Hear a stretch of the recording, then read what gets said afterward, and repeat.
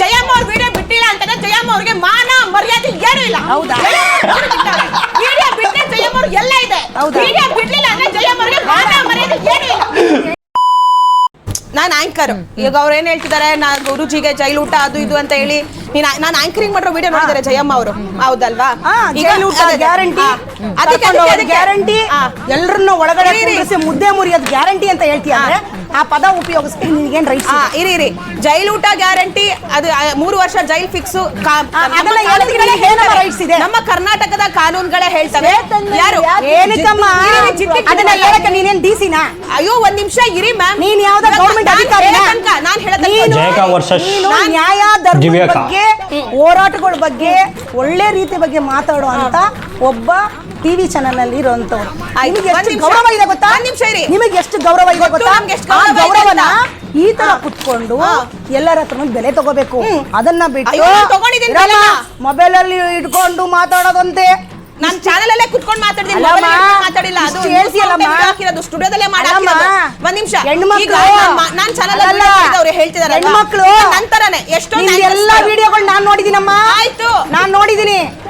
ಅಯ್ಯೋ ನೋಡಿದೀನಿ, ನೋಡಿ ಅಮ್ಮ, ರಾಜಾರೋಷವಾಗಿ ನೋಡಿ. ನನ್ನ ಬಾಯಲ್ಲಿ ಬೇಡಮ್ಮ, ನಾನು ಆಯ್ತಾ? ನಿನ್ನ ವಿಡಿಯೋಗಳು ನಾನ್ ನೋಡಿದೀನಿ. ಅಯ್ಯೋ ನೋಡಿ, ಪರವಾಗಿಲ್ಲ, ನಾನ್ ನೋಡಿದೀನಮ್ಮ.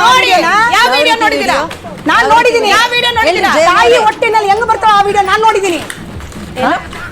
ತಾಯಿ ಹೊಟ್ಟೆಯಿಂದ ಹೇಗ್ ಬರ್ತಾರೋ ಆ ವಿಡಿಯೋ ನಾನ್ ನೋಡಿದೀನಿ.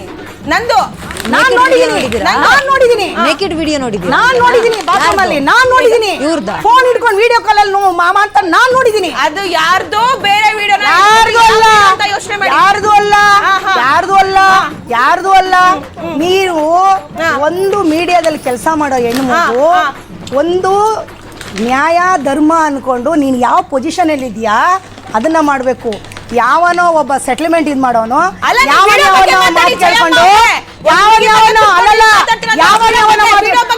ನೀನ್ ಕರೆಕ್ಟ್ ಆಗಿರ್ಬೇಕು.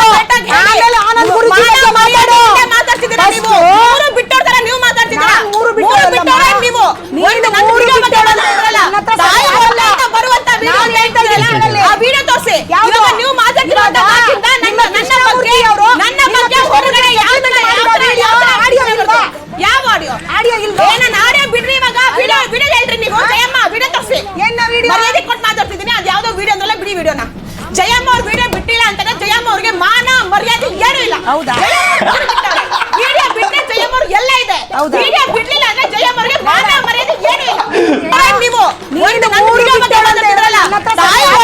ಬರುವಂತ ಆ ವಿಡಿಯೋ ತೋರಿಸಿ. ನೀವು ಮಾತಾಡ್ತಿರೋದು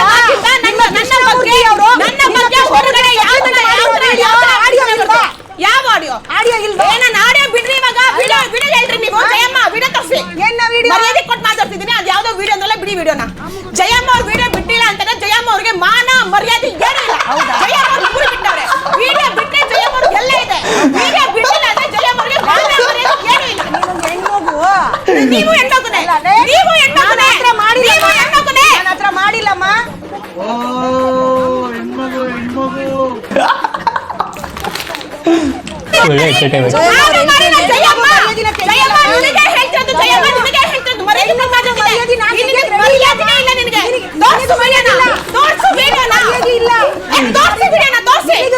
ಮರ್ಯಾದೆ ಇಲ್ಲ.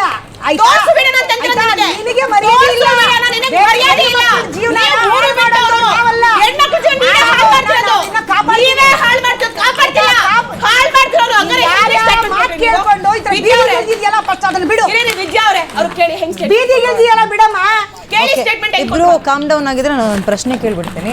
ನೀವು ಹೇಳಿದ್ರಿ ಯಾರೋ ಏನು ತಮ್ನೇಲ್ ಅಲ್ಲಿ 3 ವರ್ಷ ಜೈಲ್ ಫಿಕ್ಸ್ ಅಂತ. ಇದೇ ನೀವು ಒಂದ್ಸಲ ಜೈಲಿಗೆ ಹೋಗಿ ಬಂದಾಗ ಇನ್ನು ನೀವು ಬೇಲ್ ಮೇಲೆ ಹೊರಗಿದ್ದೀರಿ, ಕ್ಲೀನ್ ಶೀಟ್ ಸಿಕ್ಕಿಲ್ಲ ದಿವ್ಯ ಅವರೇ. ಜೈಲಿಗೆ ಹೋಗಿ ಬಂದ್ಮೇಲೆ ಒಂದು ಕಣ್ಣೀರಿನ ವಿಡಿಯೋ ಹಾಕ್ತೀರಿ. ನಮಗೂ ಭಾರಿ ನೋವಾಯಿತು. ಏನೋ ನಮ್ಮ ತಾಯಿ ಹೆಂಗೆ ಸಹಿಸ್ಕೊಳ್ತಾರೆ ಇದನ್ನ, ನನ್ನ ಫ್ಯಾಮಿಲಿ ಹೆಂಗೆ ಸಹಿಸ್ಕೊಳುತ್ತೆ ಅಂತ. ಅದೇ ರೀತಿಯಾಗಿ ಅವ್ರ ಫ್ಯಾಮಿಲಿ, ಅವ್ರ ಭಕ್ತವೃಂದ ಅವರು ಕೂಡ ತಲೆ ಕೆಡಿಸ್ಕೊಳ್ತಾರಲ್ವಾ. ನೀವು ಆ ತಮ್ನೇಲ್ ಹಾಕೊಂಡು ಪ್ರಚಾರಕ್ಕೋಸ್ಕರನೋ ವ್ಯೂಸ್ಗೋಸ್ಕರನೋ ಸುದ್ದಿ ಹಾಕಿದಾಗ ಡೆಫಿನೆಟ್ಲಿ ಆಗುತ್ತೆ.